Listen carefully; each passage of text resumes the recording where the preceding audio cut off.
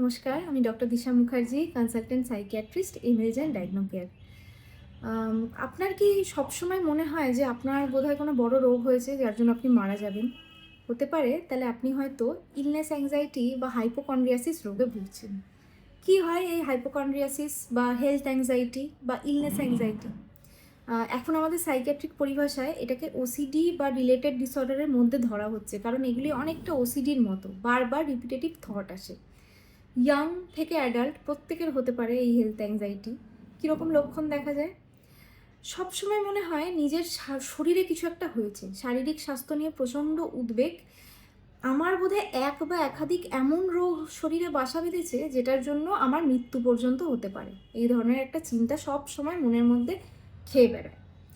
ছোটোখাটো যে কোনো লক্ষণ, শারীরিক যে কোনো লক্ষণ নিয়ে একটা অস্বাভাবিক মাত্রাতিরিক্ত ভয়, যে আমার মাথা ব্যথা করছে, আমার বোধহয় ব্রেন ক্যান্সার হয়ে গেছে, আমার ওয়েট লস হয়েছে, আমার মনে হয় তাহলে এইচআইভি হয়ে গেল বা ক্যান্সার হয়ে গেছে, আমি গুগলে দেখেছি।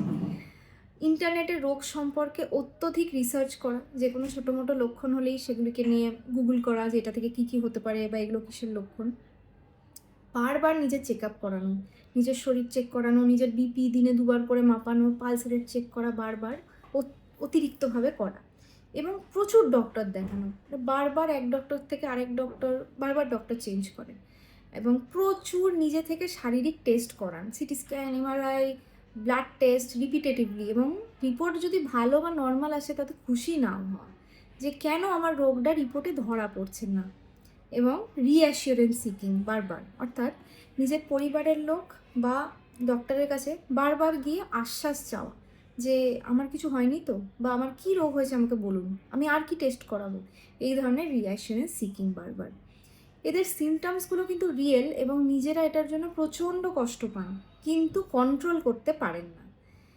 কেন হয় হেলথ অ্যাংজাইটি বা কাদের হয়? যাদের মধ্যে অতিরিক্ত দুশ্চিন্তা করার প্রবণতা থাকে, বা কারোর হয়তো নিজের আগে কোনো গুরুতর অসুখ হয়েছে সেই জন্য একটা ভয় মনে বাসা বেঁধে যায়, অথবা নিজের ক্লোজ কাউকে হয়তো রোগের জন্য হারিয়েছেন বা কোনো কিছু, সেখান থেকে একটা ভয় ঢুকে যাওয়া।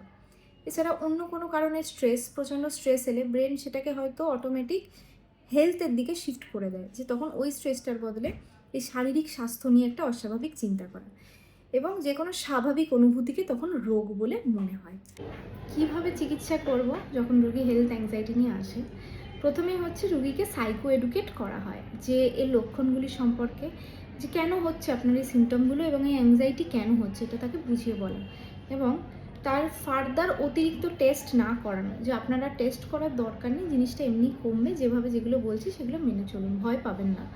এবং তার কিছু কিছু কগনিটিভ ডিস্টরশন থাকে, যে কেন হচ্ছে এই জিনিসগুলো, এবং মনের মধ্যে অনেক রকম ভুলভ্রান্ত ধারণা এবং আইডিয়াস থাকে, সেগুলিকে ধীরে ধীরে ধীরে থেরাপির মাধ্যমে সেগুলিকে ভাঙতে হয়, সেই ধারণাগুলি কগনিটিভ বিহেভিয়ারাল থেরাপি করা হয়।